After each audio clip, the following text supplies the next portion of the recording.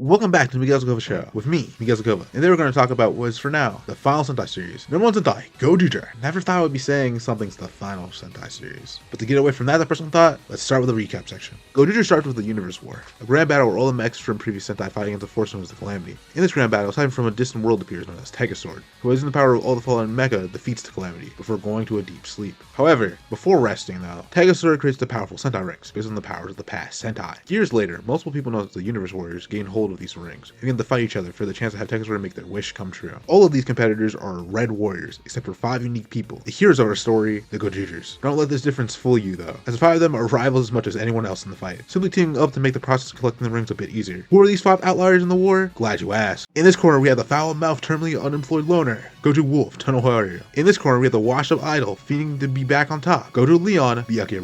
In this other corner we have Sword's devout follower and cafe owner, Gojo Tyranno, Bakugami Ryugi. In this other corner we have the weirdly dressed life of the party, E7 going on 17, Gojo Eagle, Takahara Kinjiro. And last but not least, in this other corner, we have the high-class and luxurious detective desperately searching for a younger sister, Gojo Unicorn Ichikawa Sumino. 50 rings, 5 Gojougers, 1 victor. However, the plot doesn't stop here. There's also a force of AI-generated beings known as the Brydon running around, forcing the Gojougers and Ring Warriors alike into number 1 battles, where they can get the chance to pilot their Queen Tekajun to complete her goal of remaking the world. Something she almost completes halfway through the show, forcing Sword to give birth to the Prince of Destruction, Knuckle, who rewrites the world. In the wake of this, a forgotten warrior comes back to the pitch and makes the Prince of Destruction, now named Godeburn, his ally. In the other corner, we have the previous Gojo Wolf, the man who saved the world in the Universe War, who now decides to permanently fix this world by replacing Sword and becoming a god himself. The 6th Gojougger, Gojo Polar, Kumade Mashiro. And with his return, the Calamity aren't far behind, so it's up to the Gojougers to defeat the Brydon, the Calamity, the other Universe Warriors, and even each other to make their dreams come true, then becoming closer and closer throughout it all. As you can tell by how long that was, Gojougger has a lot going on. It both doesn't and does juggle it well. Ultimately, the balance they find between the Calamity, the Brydon, and the Universe Warriors plots, it's probably the best you're going to get trying to do all of these storylines. At the same time, you do kind of wish they just did one. But the Brydon and Universe Warriors stuff would have been made for fine storylines by themselves, but when put together, at least it's some uneven writing at times. Like, as fun as the number 1 monsters can be, I probably would rather watch Gojougers go head to head with more Universe Warriors if I'm being real with you. Now that I mentioned, the Universe Warrior plot does end up feeling rather toothless as a battle royale, with half the Rangers we meet having wishes so niche that the only difference between them giving the Gojougers their rings at the beginning and end of their 2-parters is that they haven't just solved their problem yet. And I definitely think the main reason it's written that way is so that they can juggle it properly with the Brydon stuff, since that's more of the main plot overall. But at the same time, there is a method to the madness. As much as I think the Universe Warriors kind of flop as rivals in a battle royale setting, I do think they contribute well to the main Gojougers character arcs and growth as a team. Like, as cool as it would be if it were a real cutthroat battle royale where people suffer in agony of failing to get their wish, and Gojougers are dead set on defeating the next Red, that's not what a Sentai would do. Sentai helps people achieve their dreams, protect humanity against monsters. But seeing these weirdos be able to help the Universe Warriors come to peace with their struggles, and defeat the Brydon Calamity with this temporary truce they call a team, is proof that they're going to become a real Sentai by having all the reasons in the world to not do that. It even plays well into this being the final show. The Universe Warriors aren't the original Reds, except one of them. Instead, they're all people loosely inspired by these past series, but that doesn't stop them from being cool characters that I liked seeing on screen. Perfect representation of the fact that even if Sentai isn't on television anymore and is presented in different ways, these series still mean something and shine a way special to them.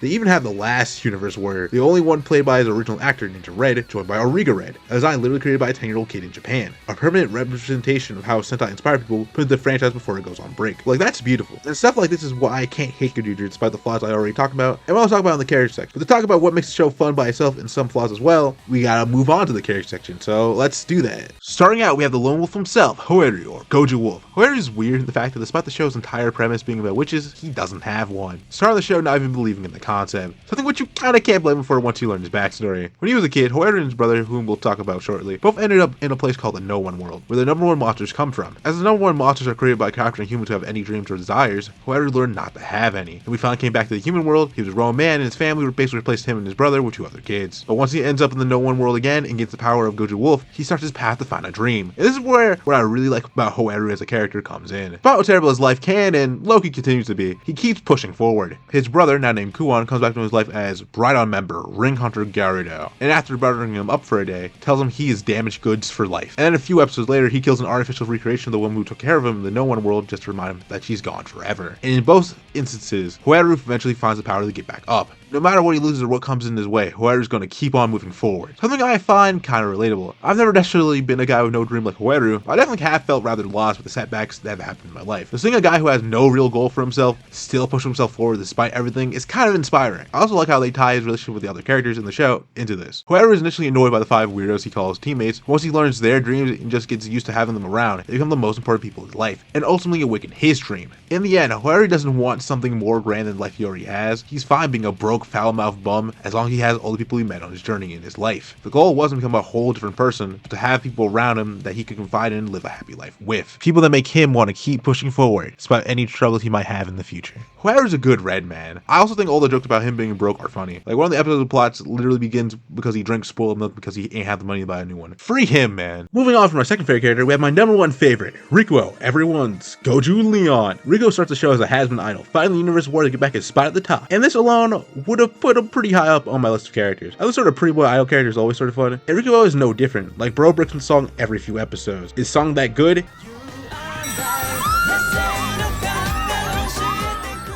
It's aight, but it's funny they got him singing it all the time. But the thing that really puts Rikuo at the top for me is the depth they get to his role as an idol. For Rikuo, being an idol means everything. His ability to make people happy is the thing that gives his life meaning. So they can be noble in some cases. For example, my favorite Universe Warrior arc, it was Fake Gal Red, played by the guy who plays Kiryu in Kamen Hibiki, and also the Green Kamen Dena, whose name I can't seem to remember right now. That's weird. That entire arc is all about Rikuo helping that Gal Red guy realize that his dead girlfriend doesn't want him to end his life, instead move on. Which is really cool, and I like seeing this sort of empath quality that Rikuo has as a character. But it's even more interesting seeing how he can't carry this attitude into his own personal issues. Early on in the show, we learn that Suno's sister got kidnapped by a guy with gray eyes, and then we immediately see that Rikuo used to have gray eyes as an idol. Obviously, you can tell this is a red herring, as the guy who actually kidnapped Suno's sister is his old friend, Ray, whom he is trying to copy the appearance of for his idol persona. Once Rikuo learns that his friend's a literal kidnapper, he tries to confront him about it, but he immediately starts to fall in line, because Rikuo believes that it's his fault that Ray is like this, because Ray got stabbed in the hand by one of his fans. Someone that he made happy is the reason that his best friend became a monster. Rikuo, with this weird mix of emotions, he believes he either needs to die with Ray as a mistake that he created, or needs to kill Ray, because that would make Sumino happy. Taking this burden all by himself until the Gojougers finally learn about this and show that they have his back, and he doesn't have to do this all alone, and help him realize what he really wants to do, and what would really make him happy is to save Ray, somebody who, despite what he's become, is still important to him. Like, I don't know if I would do that, but I think this exploration of a guy who cares more about other people than himself is something I really enjoyed watching, despite some problems I have regarding how they have another character be involved with that, but we'll get to that later. But this arc of Rikuo having to unlearn being so hard on himself and go for what he wants, something that continues even till the end. As in the final arc, where he has to fight Ryugi, Rikuo is confronted with the fact that he doesn't need to be in the ring war anymore, because he still has fans and still has the chops and skills that would make him a popular idol. But Rikuo is scared of something going wrong again, and the thing he loves so much being taken away from him once again. But Bouquet, an enemy turned ally, tells Rikuo to get over himself, because like I just said, he has fans, and his status as an idol still impacts people, with Bouquet being a literal example of this. How he was able to get her to lead the bride on and get over the death of her sister that Rikuo caused just by being like a shining light in her life and like being kind to her through being an idol. And if he can do that, there's no reason he can't get back on that stage. He just gotta believe in himself. See Rikuo get back on the stage and see everyone cheer for him, showing that like he still has what it takes to be an idol, meant something to me, man. That's my number one favorite character. I don't know about y'all, but that's my number one favorite character. Moving on from my number one, we got the guy who was at the bottom for me for a good part of the show. Ryugi, or Gojo Tyranno. Ryugi is Tegasword's devout worshiper, preaching his lord's teaching to all those that would listen. And for the last show, that's kind of all his character is. To the show's credit, it is kind of funny throughout, but there were also points where I felt like, in comparison to everyone else, he was just kind of one note. Once they actually did get to his backstory, it's actually really interesting. Ryugi actually belongs to a family doctor who owned a hospital, Ryugi being the next in line to run the family business after his father, something that he became uninterested in after years of seeing his father's callous nature. So once he found the Book of Tegasword, his whole life changed. He left his family behind to complete his wish of serving his lord. But one day, Tegasword dies and comes back, and he realizes that maybe he's just hogging his god's time to get away from his family instead of really helping him. And if that's the case, he doesn't really need to be around. Fighting Weru, the guy Tegasword, his god, is actually more interested in losing, before simply being replaced by someone else. A person who, if he didn't get captured by Ray, probably would have taken his place entirely. I actually really like this guy. It kind of sucks. He's just disappears after like 5 episodes. And where's Ryugi when this is all happening? Back working for his dad at the hospital. Because where else would he go? Him having no dream anymore. But when he sees his friends get the crap beaten out of them and can't do anything, he has a realization that becoming Texas's #1 meat rider wasn't about wanting to just escape his father, to help people in a way free from any corruption. And as long as that's the case, his dream is still worth it, and he gets back into the battle. Which I think is really interesting, as many series are often critical in the way religion enforces rather conservative values and can impede one's life, which fairs. So it's kind of cool to see a show that shines a spotlight on the ways that religion can and has allowed people to become liberated. If Ryuki never learned to take a sword, or at least chilled out about it, he probably would have just lived an unfulfilling life working for his bum father and his wife beliefs. But due to take a sword, he's living in a way that he enjoys and he can believe it. And I like that. After him, we got Kindra, or Gojo Eagle, a weird enigma of a character at first. When we first saw him in the press conference, I and most people thought he would be the least interesting character of the group, because he just seemed like some serious kid who wanted to become a more chill person, or a party person as the description described. But they left out the part about him being an 87-year-old man, which instantly made him way more interesting. I loved Kindra, man. Every joke about him secretly being an old man is the funniest thing in the whole show, and stories about being less focused on than some other stuff is a great one. Kindra, or Joji as he was originally called, is an old man at a rather odd stage in his life. As well, his wife is dead, and he's just stuck being a stubborn old man giving some advice and guidance to his son and grandson before he joins her, if you catch my drift. But Kindra doesn't want to be that, and once he gains the Eagle ring, he immediately becomes a 17-year-old boy, and started his path to try and enjoy all the things he didn't get to do, or was too old for probably, which takes some trial and error, but it's really fun to watch play out, especially since the later the show goes on, we already see him find a balance between wanting to live the fun life he never had and being an elder to the group, whether it be in the Die Ranger Universe Warrior arc, where he teaches his friend that he shouldn't just fight so he can stop being super old, because there's still fun things you can do even when you're old, and how he leaves the ring battle by letting Suno beat him, because after reading a message from his late wife, he realizes that being a party person is about supporting the people around him and making their lives better. For his wife, he was a serious person who could support her, and for Suno, his friend, he gave her a chance to fight for her dream just a bit longer. Again, Kindra is a really good and fun character, man. I like it. After him, we get the group's only female member and sadly the character I dread talking about the most, Sumino, or Gojo Unicorn. Sumino is a failed police officer turned detective, constantly looking for her sister, who was kidnapped by a guy with gray eyes. I think Sumino is a pretty fun character to watch for a fake rich girl persona mixed with the depth of the most important person in her life being taken away from her, being really interesting to see play out. However, I do think the show struggles with actually utilizing the second part. Like, Sumino interacting with the rest of the cast is gas. Her involvement with the Rei and Rico storyline is not great. It starts good because inherently wanting to look for your kidnapped younger sister is probably the most understandable wish out of all these guys, and there's a really good episode where she does actually get to meet her sister again, as she's currently in red, as it's from the fact that her relationship with her sister might be different due to how much time there's been between the last time they saw each other, and Sumino working to bridge that gap by getting to the Gyaru subculture her sister has grown to love in their time apart. Like it's really cool, but after that, they just don't know how to balance it being a plotline that has a focus on Rico and her without Rico cannibalizing her screen time, which I kind of understand because Rico is the thing that gives that plotline more depth than a person needing to die, but it just sucks that they just can't give Sumino any real focus with the guy. Even the scene where she helps Rico finally realize that he wouldn't just be okay with killing Rei, which should be really interesting, as we see before that Sumino does believe that criminals should be allowed to reform somewhat. And seeing her find herself to give that grace to the one person she probably doesn't want to give it to is inherently interesting, but it just feels like it's done for Rico's benefit as a character instead of anything to actually do with her. And the thing that sucks even more than that is that this is pretty much the last important thing she gets to do in the show. Remember when I said I dreaded talking about Sumino? Well, this is why. After episode 36 of Gozyuger, the show went on break for a week, and the day before the show came back with episode 37, we learned on the official series' website that Sumino's actress Maya Inomori would no longer be in the series due to a case of underage drinking. The legal age to drink in Japan is 20 and she was 19. Then the episode aired, and we realized what that means for the show going forward. Sumino, despite being in the preview for episode 37, was scrubbed out of the episode entirely, with the only remnant of her existence being a brief fight as Gojo Unicorn, where she was replaced with a voice actress. And for the first time outside of a final episode, a Sentai episode ends with no next episode preview. This is probably the worst thing that's ever happened in the production of one of these shows, and I'm not joking. We currently know Maya Inomori filmed the episode 47 of this 49 episode show, meaning that she was almost done. But her agency, Seiju, and the powers that be decided to remove her contract and lead to 10 whole episodes of the show having to be either re-edited or, in one case, almost entirely deleted. This episode being an episode that was supposed to be about Sumino, and maybe would have made me get rid of a lot of the pieces I just said about how her character was treated, but now we'll never know. It gets even worse once you start looking into the drama surrounding her actress before her firing. If she just got removed for the underage drinking thing, it would still absolutely suck, but be nowhere as bad as the actual reality we live in. I'm not going to get too much into this because a lot of this stuff is alleged outside of being rumors that harm her reputation, but this tabloid known as Bunshin basically posted an article saying she was involved in a relationship with the suit actor for Gojo Wolf, not the guy who plays Hoyaru, but the guy who does the stunts, Kosuke Asai.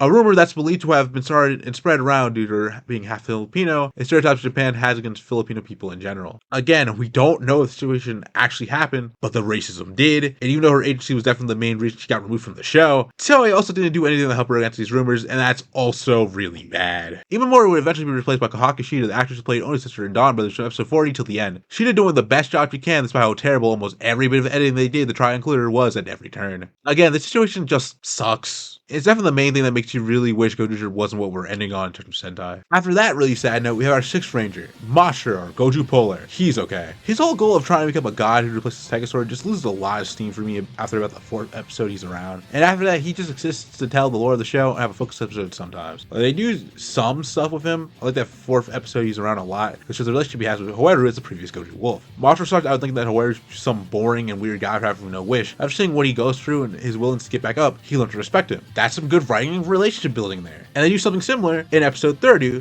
with the temporary Gojo Tyranno, where he teaches him how to respect the team, showing the way that Masha has become more integrated into the group over his time in the show. I like that. Too bad the show thinks is more interesting if he's just related to every part of the show I don't care about. Masha is the main guy who cares about the Calamity, and you can't convince me that's not the worst aspect of the show outside of how it relates to Rei's plot with Rikuo. Also doesn't help that his 2 partners, the Boxing Glove Muppet and the Boxing Glove you could have convinced me the show didn't care about until 2 months ago, are the 2 characters he talks to the most otherwise. At least his final fight against the Calamity was cool. Again, I don't think Masha is a bad character, but as the final 6, he's just okay. Then finally, and not least, we have the Bride on. Fire Candle, Bouquet, and Kuon kind of carried the whole group. I already kind of talked about Bouquet, but Fire Candle's hot-headed personality and friendship with every member of the No One world is super gas. And Kuon's dynamic of hating his younger brother while also being envious of the easier life he got to live as the bum younger brother instead of the perfect older brother, how that contrasts Howeru's jealousy towards him for actually being good and passionate about things, is also really gas. Shiny Knife and Sweet Cake are okay, and I don't care about Tegajun. Storyline of her failing at being a mother as she lacks the importance of empathy due to her being a machine and her eventual heel turn is interesting when I talk about it, but it's sort of whatever on screen. So yeah, that's everything I had to say about Gojo. God, this video is about to be long. But yeah, I like Gojo. It's flawed and has issues that will haunt any discussion of it till the end of time, but I like more than I dislike here. Like Howeru, I still have some battles to do with the past Sentai, so reviews on Sentai aren't going anywhere. But it'll be weird to not have a current show to watch and obsess over with the Sentai name on it, but hopefully Super Space Shuttle Galvan Infinity can help fill the void. God, that name is long. See you in another review after this edit. Me, Gojo, signing out.